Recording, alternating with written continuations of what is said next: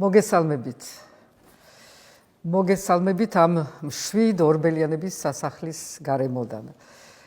რადგანაც გუშინდელი ჩვენი შეხვედრა ვერ შედგა ისე როგორც მე მინდოდა, თუმცა თქვენ იყავით მოსული ძალიან მრავლად და იყო არაჩვეულებრივი განწყობაც, მაგრამ ჩემი ხმამ ვერ მოგწდათ თქვენ, რადგანაც გადაგვიჭრეს, ხან დაგვიპატიმრეს სცენა, ხან გადაგვიჭრეს ხმა, მიკროფონები და ასე შემდეგ.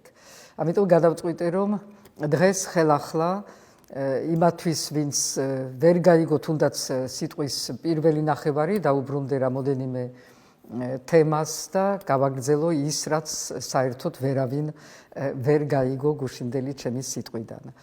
პირველ რიგში მე მინდა გითხრათ, რომ არაჩვეულებრივი მართლაც განწყობა არის ეს 25 დღე პროტესტისა და არაერთი და მრავალი მარში, რომელიც ასახავს მართლაც მთელ ქვეყანას, ყველა რეგიონს, ყველა საზოგადოების სეგმენტს და ეს არის ნამდვილად ძალიან დიდი ძალა. და ასეც ცხადი არის, რომ ეს ძალიან დიდი ძალა აშინებს ზოგ-ზოგს. თუმცა არაფერი საშიში არ იყო გუშინ. მე ვნახე ასევე ძალიან დიდი რაოდენობა პოლიციელების, სხვადასხვა ფორმის პოლიციელების იქ თავისუფლების მოედანზე და ვერ გავიგე რისი ეშინოდათ ესოდენ, რატომ ეშინოდათ ჩემი ხმის, ჩემი დგომის, თქვენი დგომის და კიდევ რისი ეშინოდათ არ ვიცი. ჩვენ არაფერ სხვას არ ვაპირებდით თუ არა ერთმანეთთან საუბარს. და ამ საუბარს გავაგრძელებ იმითი, რომ გუშინ იყო ძალიან მნიშვნელოვანი მომენტი, რამე თუ იყო ერთ-ერთი მარში, ძალიან მნიშვნელოვანი ანწუხელიძეს მარში, რომელიც ყველასთვის, ჩვენთვის არის ძალიან ღირებული. ეს არის ის ნიშანი, რომ ჩვენ არ შეიძლება რომ არ ვუერთგულოთ ანწუხელიძეს, არ შეიძლება რომ არ ვუერთგულოთ ჩვენ ჯარს, არ შეიძლება რომ არ ვუერთგულოთ იმ სულისკვეთებას, რომლითაც იცხოვა და გარდაიცვალა ანწუხელიძე. ეს არის საქართველოს სიყვარული და არ დანებება, რომ არ დაუთმო არავის ამ ქვეყნის თავისუფლება, არ დაუთმო არავის ამ ქვეყნის მომავალი და ეს არის ის, რაც ჩვენ ყველას გვაერთიანებს და რისი ერთგულები ვართ. ასევე მე აღვნიშნე გუშინ, რადგან გუშინ ასევე იყო ვეტერანების მარში, რომ მე, როგორც ამ ქვეყნის უმაღლესი მთავარსარდალი, ვარ ერთგული ამ ჯარის, რომელმაც გაიარა ძალიან რთული წლები, რომელმაც იცის ძალიან კარგად სად არის მისი მტერი და რომელმაც იცის ასევე ძალიან კარგად ვინ არიან ის პარტნიორები, რომელმაც მას ხელი გაუწვიეს, რომლებმაც დაეხმარეს იმაში, რომ მისი აღჭურვა, მისი მზადყოფნა, მისი პროფესიონალიზმი ყოფილიყო იმ დონეზე, სადაც არის დღეს. და ეს თქვენი გამოსვლა ამ რუსთაველის გამზირზე, ასევე სხვადასხვა მოედნებზე, ასევე სხვადასხვა ქალაქებში, რეგიონებში არის იმისი უზარმაზარი ნიშანი, რომ საქართველო არასოდეს ეგუება და არასოდეს თმობს, როცა მართალია. და დღეს ნამდვილად მართალი არის საქართველო მთლიანად და მართალი ხართ თქვენ, ვინც აქ დგახართ და არ იღლებით და არ დაიღლებით. მე პირადად, ახლა ჩემზე უნდა გადმოვიდე და გითხრათ, მე რისი ერთგული ვარ. ერთგული ვარ, უკვე ვთქვი, ამ ჯარის, ამ ქვეყნის, ამ ხალხის. ერთგული ვარ ჩვენი კონსტიტუციის, რაც არ უნდა იყოს ნათქვამი იმაზე, რომ მე არაერთხელ თუ ორჯერ კონსტიტუცია დავარღვიე, ეს ყველაფერი არის აბსურდი. მით უმეტეს იმათგან, რომლებიც არღვევენ და ფეხქვეშ თელენ კონსტიტუციას პრაქტიკულად ყოველდღიურად. მე ვარ ერთგული არა მხოლოდ კონსტიტუციის, არამედ მისი სულისკვეთების, როგორც იმ დღეს, როცა მე 6 წლის წინ ფიცი დავდები ამ კონსტიტუციაზე, ასევე ვარ დღეს, არ შემიცვლია არაფერი, ვარ იმავე საქართველოს ერთგული, იმავე კონსტიტუციის და მისი ყველა პრინციპის, რომელიც იწყება ყველა იმ ადამიანის უფლებების პრინციპებით, რომელიც დღეს არის ამგვარად დარღვეული, არჩევნების უფლება, რომელიც ამგვარად არის დარღვეული და ყველა კიდევ გამოთქმის, შეკრების და ასე შემდეგ და ასე შემდეგ. ეს კონსტიტუცია არის ის, რაც მიგვიყვანს ევროპამდე, რამე თუ ეს წერია კონსტიტუციაში და ვარ და ვიქნები ერთგული სწორედ იმ მუხლის, რომელიც გვავალდებულებს, რომ ჩვენ ყველაფერი გავაკეთოთ იმისთვის, რომ ეს ქვეყანა შევიყვანოთ თავის ევროპულ ოჯახში, სადაც ეკუთვნის მას. მე ასევე ვიქნები ერთგული ხალხის. თქვენ ახორციელებთ ამ ბრძოლას, ვიტყოდი, ყოველდღიურს, როცა არიღლებით, სადაც ვიღაცამ თქვა, რომ თქვენ კომფორტში ხართ თურმე გარეთ.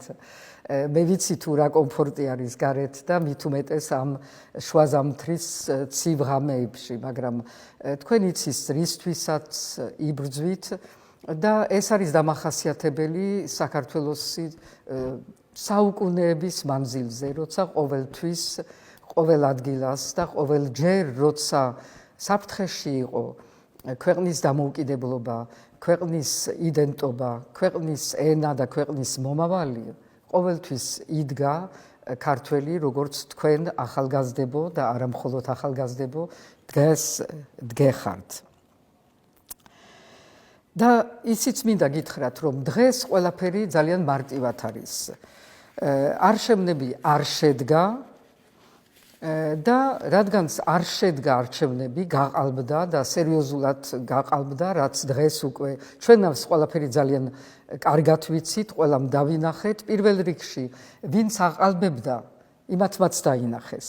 ასე რომ არა მხოლოდ ის ადამიანები, რომელიც დღეს აპროტესტებენ ქუჩაში და ქუჩიდან, არამედ ისინიც, ვინც ვითომძდა მხარს უჭერენ დღევანდელ მართველ პარტიას, იმათმაც ძალიან კარგად იციან, რომ გააყალბეს და რომ ეს ტვირთი უნდა მათ იტვირთონ ცხოვრების ბოლომდე. იმიტომ შენ ამგვარად შენ ქვეყანას როცა ღალატობ, ეს არის ძალიან დიდი ტვირთი.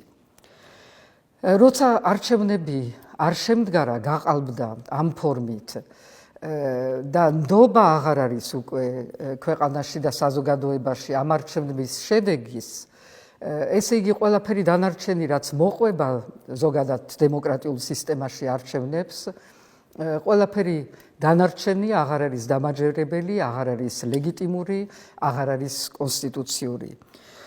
და შევდივართ ძალიან ღრმა კრიზისში, როცა ნდობა ზოგადად დაკარგული არის ხელისუფლების მიმართ და არჩევნების მიმართ და ყველაფრის მიმართ, კანონის მიმართ, სასამართლოს მიმართ, რომელიც ყოველდღიურად იმ ახალგაზრდებს, რომლაც არაფერი არ დაარღვიეს, იმათ ხან აჯარიმებენ და ხან აკავებენ, ნდობა აღარ არის. პოლარიზაცია იზრდება და იზრდება, იმიტომ რომ მოდის სწორედ და ეს საკმაოდ გაუგებარი არის, მოდის იმ ვითომძდა გამარჯვებულ მხარიდან, რომელიც უნდა იყოს გახარებული, ლაღი, მოდის ახალი წელი, იმათგან მოდის ძალიან დიდი დაცინვა, შეურაცხყოფა და სიძულვილი. ესეც კრიზისის ნაწილი არის, იმიტომ რომ ხვალ რაც არ უნდა მოხდეს, ერთად უნდა ვიცხოვროთ. ეს არ არის დიდი ქვეყანა, სადაც შეგვიძლია ცალ-ცალკე სადღაც და დავივიწყოთ ერთმანეთი, ვერა. და ოჯახებმა ერთად უნდა იცხოვრონ და ამაზე მე მგონი რომ ამ შობის მარხვის პერიოდში ჯობია რომ დავფიქრდეთ.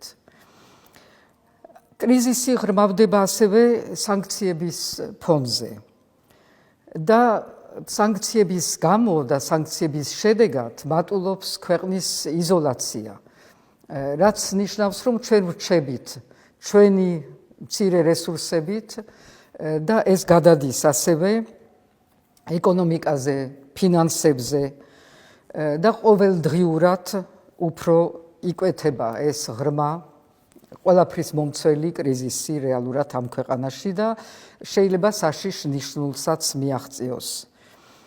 და რადგან ეს კრიზისი დღითი დღე მატულობს და ღრმავდება, რასაც როგორც ჩანს ოცნება მართველი პარტია ან ვერ ხედავს, ან უფრო მე ვიტყოდი რომ თვალს ხუჭავს, არ უნდა რომ დაინახოს და ისე იქცევა ვითომც და ყველაფერი კარგად არის, ვითომც და მთავარი არის ან ქალაქის განათება, ან საშობაო სოფლის აი ჩემთან აქა გამართვა, ან ნაძვის ხის დადგმა, ან კიდევ სადღაც კონცერტების გამართვა, როცა არავინ არ არის რეალურად კონცერტის ხასიათზე, თუნდაც სწორედ იმასაც გავიმეორებ, ისინი ვინც თავს თვლიან როგორც გამარჯვებულები. მაგრამ ისიც მართალი არის, რომ მართველი პარტია რაც არ უნდა თვალი დახუჭოს, რაც არ უნდა ტყუილებით მოარგოს ეს რეალობა, რეალობას ვერ შეცვლის და რეალობა არის ის, რაც არის ჩვენ წინ და რასაც ყველა ვხედავთ, გრძნობთ და რაც არის ჩვენი გამოსასწორებელი, ეს არის ეს კრიზისი. და როგორც ოცნება ვერც ტყუილით ვერ მალავს იმას, რომ ჩვენი პარტნიორები არიან არამხოლოდ შეშფოთებული, როგორც იცოდნენ წარსულში, არამედ ეხლა გადადიან ნელ-ნელა და უფრო ჩქარა რეალურ ქმედებაზე. მით უმეტეს იმის მერე, რაც ეუთოდირის დასკვნა გამოქვეყნდა, იმის მერე, რაც ხედავენ არამხოლოდ ძალადობას, რეპრესიებს, რაც დაგმეს არაერთხელ და დაჭერებს ამ პროტესტანტების და ეს შეზღუდვები, რაც დაწესდა შეკრების ყველანაირ ფორმაზე.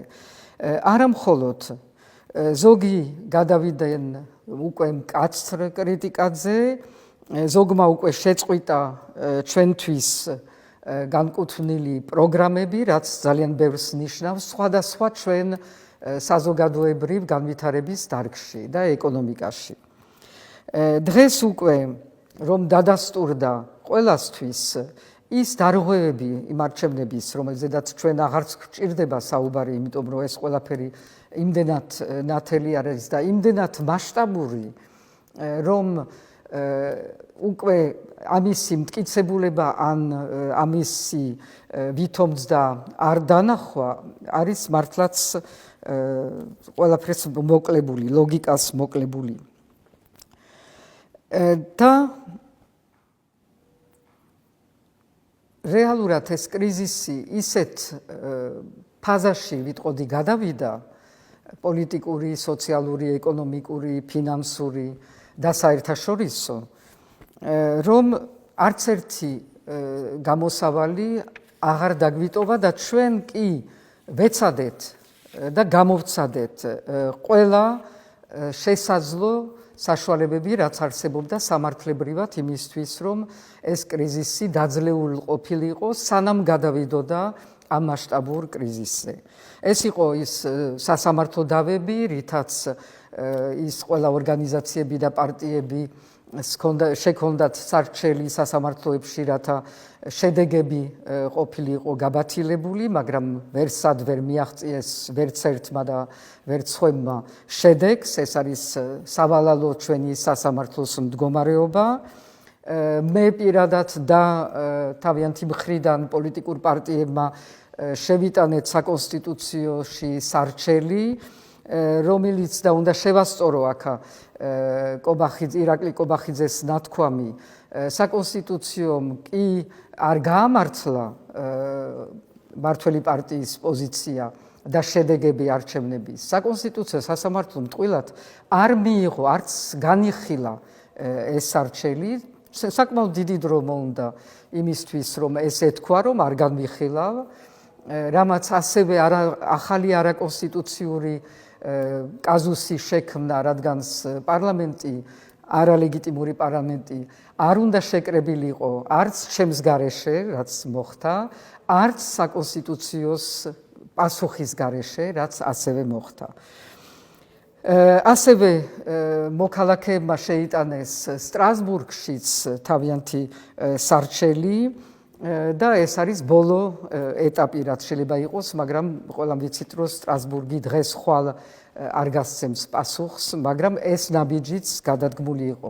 არ დარჩა არც ერთი სამართლებრივი კონსტიტუციური ასეთი გზა. დარჩა მხოლოდ და მხოლოდ ახალი არჩევნების დანიშვნა. და ეს არის ის, რაც არის ხალხის მოთხოვნა, ჩემი მოთხოვნა, პოლიტიკური პარტიების მოთხოვნა, ჩვეულებრივი მოქალაქეების ყველასი მოთხოვნა და მთელი ამ მარშების, ვინც დადის ჩვენ სხვადასხვა გზებზე და აქ შეკრებილი ადამიანების ერთობლივი ძლიერი მოთხოვნა. და ამ ერთადერთ ფორმულას, რაც დემოკრატიებმა გამოიგონეს იმისთვის, რომ გადაწყდეს ამგვარი კრიზისი, ჩვენ იქ, სადაც ვიმყოფებით დღეს, რჩება ორი გამოსავალი. ერთი არის მივახციოთ ამ არჩევნებს უმოკლეს დროში და იმ პირობებში, რომელიც აღადგენს ცხადიან დობას ამ მომრჩევლების, იმიტომ სხვანაირად აზრი არ ექნება, მივახციოთ მართველ გუნდთან შეთანხმებას იმაზე, რომ ჩატარდება ეს არჩევნები შეთანხმებულ ვადაში და სწორედ შეთანხმებულ ამ პირობებზე, რომლებიც არის აუცილებელი იმისთვის, რომ ნდობა აღდგეს. ეს არის ის, რისთვისაც მე გუშინ, მაგრამ ვერ გაიგეთ ესა, იმიტომ რომ ძალიან არ მოწონთ, როცა მე საუბრობ დიალოგზე, კომპრომისზე, ვითომც ჩვენ ვართ რადიკალები და მეორე მხარე არის ყოველთვის მშვიდობის მტრედი, დიალოგის მომთხოვნი და ასე შემდეგ. დიალოგი ჩემთან უნდა იყოს და არა სხვადასხვა საზოგადოების ცალკეულ პიროვნებებთან, რომელიც თავისთავად არ არის ცხადია აკრძალული და შეიძლება კარგიც იყოს, მაგრამ ამ საკითხებზე დიალოგი უნდა იყოს ჩემთან, როგორც მედიატორი და იმათთან, ვინც იყვნენ მონაწილე ამ არჩევნებში, ანუ ის პოლიტიკური პარტიები და ვინც აკვირდებოდა და იცის ზუსტად რა პირობები და როგორ იყო დარღვეული იმისთვის, რომ ეს გამოსწორდეს და მეორე მხარეს ივანიშვილი და მის მიერ დანიშნული, არ ვიცი, რამდენიც წარმომადგენელი მისი პარტიის, რასაც ისურვებს. პრინციპში მარტოც რომ მოვიდეს არა უშავს. მეც ვიქნები მაშინ მარტო და ვილაპარაკოთ. და ამისთვის გვაქვს ძალიან ცოტა დრო, იმიტომ ეს კრიზისი აღარ ითმენს და თუ ამ კვირაში თუ მოვიდა იმ აზრზე, რომ ამ ქვეყანას გავუფრთხილდეთ, ამ საზოგადოებას გავუფრთხილდეთ, დავაწყნაროთ და მივცეთ ის, რაც არის გასაღები ნამდვილად დაწყნარების და მშვიდობის, მაშინ შეხვდეთ რაღაც გადავდოთ ამ კვირაში 29-მდე მე მზად ვარ და მივიღებ ნებისმიერ ფორმატში შევთანხმდეთ და ეს იქნება ძალიან მარტივი. და მე 29-დან უკვე თუ არ იქნა მიღწეული ეს კომპრომისული ვარიანტი, ეს დიალოგი, რაც კიდევ ერთხელ მინდა ამას ხაზი გავუსვა. ჩვენ ქვეყანას ეს სჭირდება, თუ არ გვინდა რომ ეს ქვეყანა უკვე ჩაეფლოს კიდევ უარეს კრიზისში და რომელიც ყველაფრის მომცველი იქნება და სადაც ყველანი დავკარგავთ იმას, რაც მივახციეთ წლების და ათეულების მანძილზე და სადაც ვართ მისული რეალურად თუნდაც ევროკავშირის კარებთან. თუ არა, მეორე ვარიანტი ამ და მაინც მივდივართ არჩევნებამდე, მაგრამ მივალთ არჩევნებამდე ამ რეჟიმის ჩამოშლით. სხვა გზა არ არის, უკვე იშლება ეს რეჟიმი და ეტყობა, რომ ყოველდღიურად ახალი სეგმენტების საზოგადოების, ახალი ჩინოსნების სხვადასხვა დარგის, ახალი ბიზნესები უერთდებიან პროტესტს, არა ისინი, ვინც დღეს მივიდნენ კობახიძესთან, მაგრამ მთელი დანარჩენი დიდი ჯარი ქართული ბიზნესის, რომელსაც არ აქვს ისეთი მჭიდრო კავშირები რუსეთთან, დანარჩენი ბიზნესი ძალიან წუხს, ძალიან ღელავს და ხედავს, საიდკენ მიდის ქვეყანა და საიდკენ მიდის ასევე ჩვენი ფინანსური სტაბილურობა იმ სიტუაციაში, როცა სანქციები უკვე დაწესებულია და როცა ეროვნული ბანკი არ იშლის და აგრძელებს თავის სრულიად გაუგონარ პოლიტიკას. რეჟიმის ჩამოშლა. ეს არის ის ალტერნატივა. ან დიალოგი, კომპრომისი, დათმობა. ყველაფერი არ იქნება, როგორც თვლის ოცნება. საჭირო არის დათმობა, საჭირო არის აღიარება რაღაცეების, მაგრამ შეიძლება კომპრომისი. თუ არა, და ეს არის რეჟიმის ჩამოშლა, რომელიც თავისით იშლება. აქ არავისი ხელი არ არის, არც ომის პარტიის, არც ღომის პარტიის, არავისი ხელი არ არის. არის თქვენი ხელი, ვინც ხართ ძალაუფლებაში, იმიტომ რომ დროზე ვერ მოხვედით გონზე და ვერ დაინახეთ ამ ქვეყანას როგორ უნდა მოეპყროთ და როგორ უნდა თქვენს მიმართ ნდობა შეინარჩუნოთ. და ამ მეორე ეტაპისთვის, რომელიც დაიწყება ძალიან მალე, თუ ძალიან მალე არ მივიღე მე პასუხი, მეორე ეტაპისთვის ყველანი მზად უნდა ვიყოთ და მე მზად ვარ, მზად ვიქნები, რომ აქაც ჩემი როლი, როგორც პრეზიდენტი, რომელიც არტოვებს თავის ლეგიტიმაციას და თავის როლს, როგორც ამ ქვეყნის წარმომადგენელს და სტაბილურობის ერთგვარი ვექტორი. და რომელიც ასევე იქნება ჩვენ უცხოელ პარტნიორებთან მუდმივ კავშირში, მე ყოველ დღე ვარ მათთან კავშირში და ძალიან კარგად ხედავენ თუ რა ხდება და თუ რამდენად საჭირო არის რომ ერთი ინსტიტუცია მაინც დარჩეს ამ ქვეყანაში, რომელიც იქნება დამოუკიდებელი, მიუკერძოებელი და მედიატორი ყველანაირი შემდეგი ეტაპების. შეიქმნება ასევე საბჭო იმისთვის რომ მართოთ ეს პერიოდი, რომელიც ამ საბჭოს მანდატი იქნება ერთი და მხოლოდ ერთი. ეს იქნება მომზადება ახალი არჩევნების. უკვე მზადდება იმ დღის შეხვედრის შემდეგ მზადდება და ხვალ ალბათ იქნება მზად დოკუმენტი, რომელიც აღწერს ყველა იმ პირობებს, რომელიც არის მინიმალური ჯერ პირობები იმისთვის, რომ ჩატარდეს ძალიან მალე არჩევნები. და მერე იქნება მუშაობა იმისთვის, რომ ყველა კუთხით, ყველა შესაძლო მიმართულებით, ყველამ ერთად მოვითხოვოთ და მოვამზადოთ და ჩვენ თვითონაც ვიყოთ მზად. იმიტომ ეს ახალი არჩევნები იქნება ნამდვილად ახალი არჩევნები, ალბათ გამოჩნდებიან ახალი ძალები და ამ ყველაფრისთვის უნდა ვიყოთ მზად, საზოგადოება უნდა იყოს მზად, მედია უნდა იყოს მზად. ვიცი რომ მედიას უჭირს, მაგრამ ალბათ მოიძებნება სხვადასხვა ფორმები რომ გაძლიერდეს, იმიტომ რომ ეს არის აუცილებელი ხვალინდელი არჩევნებისთვის, რომ მედია იყოს მყარად და საინფორმაციო ველი არ იყოს ხელში ჩაგდებული.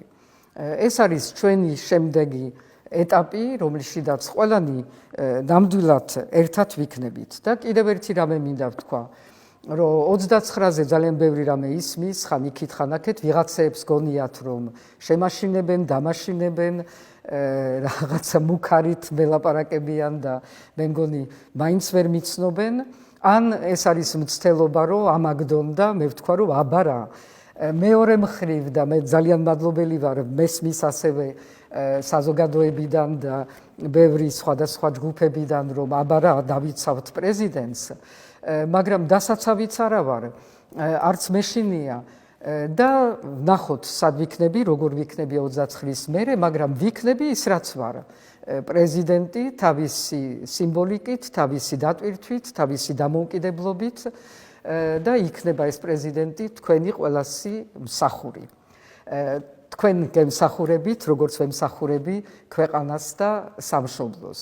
ასე რომ ყველაფერი ძალიან ნათელია, ყველაფერი ძალიან მარტივი არის და ერთი კიდევ რამე რაცაც უნდა ხაზი გაუსვა აუცილებლად, სანამ დაგშორდებით და მე ალბათ გადადიხართ პროტესტზე. არავის ამ ქვეყანაში არ უნდა არეულობა. ხელისუფლების მმართველ პარტიის უпростоრეთ გეგმებში, სცენარებში, ზოგიერთი სცენარი ჩვენს გვაქვს ნანახი, ძალიან აწვევიან იმას, რომ იქნება არეულობა, იქნება რაღაცა სამოქალაქო დაპირისპირება და რაღაცნაირად ამ სცენარს უწყობენ ხელს. ნაძვის ხის მომენტი იყო ამისი დასტური. გუშინაც ალბათ იმედი ჰქონდათ და ამიტომ ამდენი პოლიციელი იყო თავმოყრილი თავისუფლების მოედანზე. შიგა და შიგ აბრალებენ პოლიტიკურ პარტიებს, რომ მათ უნდათ გადატრიალება, მათ უნდათ რევოლუცია და ამიტომ უნდა დაიჭირონ და ამიტომ უნდა გაუქმონ რაღაც პარტიები და ასე შემდეგ. მეც მაბრალებენ რადიკალიზმს, არ ვიცი სად დაინახეს.